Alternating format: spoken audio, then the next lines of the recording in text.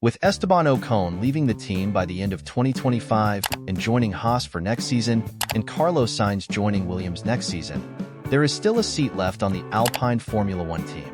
Who could be joining the Alpine team for 2025? Is it Jack Doohan, Mick Schumacher, or Nikita Mazepin? Alpine will likely want to get their options sorted before risking another Oscar Piastri scenario. Jack Doohan and Mick Schumacher were the obvious contenders for the seat, but how come Nikita could be a potential match? Suddenly, why are we hearing about his potential comeback to Formula One? In today's video, I will try to explain you each and everything. Out of the seats available, Alpine has made one of the least compelling reasons for a driver making a switch to them as they sit 8th in the Constructors' Championship. Son of 5x 500cc Motorcycle World Championship, Jack Doohan was part of Red Bull Junior team from 2017 to 2021, and in 2022, he joined Alpine as a development driver and become reserve driver for 2024. Schumacher's case for getting back on the F1 grid grew stronger when Flavio Briatore was confirmed as the team executive advisor, while outgoing team principal Bruno Famin also said it would be a mistake not to consider Schumacher. Last month, Alpine conducted the test between both the drivers to see who is the fastest of them. Jack Doohan was faster over one lap, but also drove in the morning when the track was faster. Mick was much better in the long runs. Looking at the current scenario, favorite for Alpine is Jack Doohan, and chances of getting seat is very high for him, and Mick also somewhere knows that too. Now let's talk about Nikita, how he could become the wild card entry into F1. Before we talk about Nikita, let's go back and talk about newly recruited team principal Oliver Oakes, so that it will be easier for you to understand. Oliver Oakes is a British former racing driver, entrepreneur, team principal, and director of Hi-Tech GP. What is Hi-Tech GP? Hi-Tech GP has become a significant player in junior motorsport, with Oakes at the helm driving its success.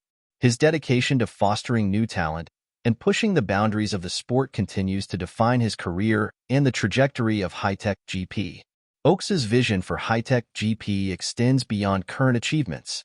The team had lodged an entry bid to join the F1 grid by 2026, a move supported by substantial investment from Kazakh billionaire Vladimir Kim, but losing out to Andretti.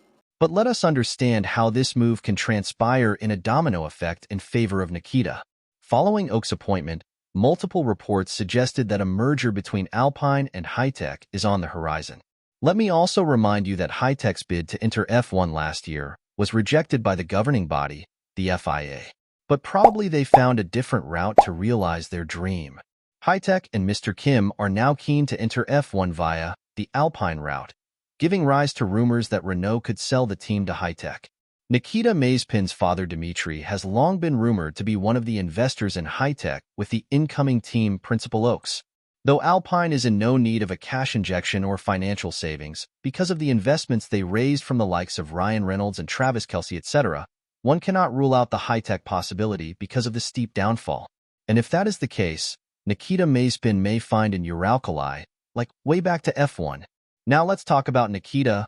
Russian driver was an exception to this trend in recent years, but his opportunity was short-lived due to Russia's invasion of Ukraine in 2022.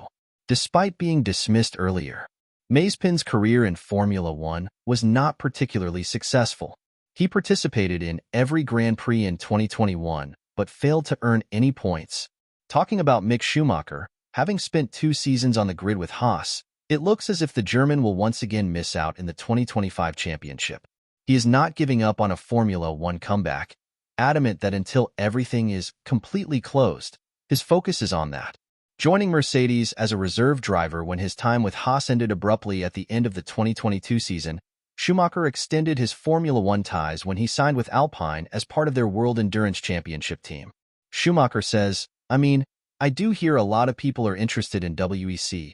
A lot of the drivers who don't get a shot at Formula One or are on the way out of Formula One. I think that WEC has become a very valid second option next to Formula One. I have enjoyed my time here, but for me there is nothing better than Formula One. So my constant thoughts are about F1, and that's what I really want to do. Obviously, when I'm here at a race weekend, I'm here to work in WEC, and that's obviously what I focus on. But definitely my ultimate goal is to be back in a Formula One car. His Formula One career was not good, lost to Kevin in 2022 season, finishing at 22 points, 13 points behind his teammate. Formula One has a reputation as a sport that favors the wealthy. While it is not uncommon for drivers to secure a place in Formula One with the support of their father's investments. If you know, you know. What I think is Alpine are in a position where they can wait all the way until the end of the season if they like. If they're not completely sold on Mick or Jack yet, it's fine, because nobody else is picking either of them up, so they have all the time in the world. They even have Valtteri to pick up if they wish to get a veteran driver. Unless Audi decide to keep him.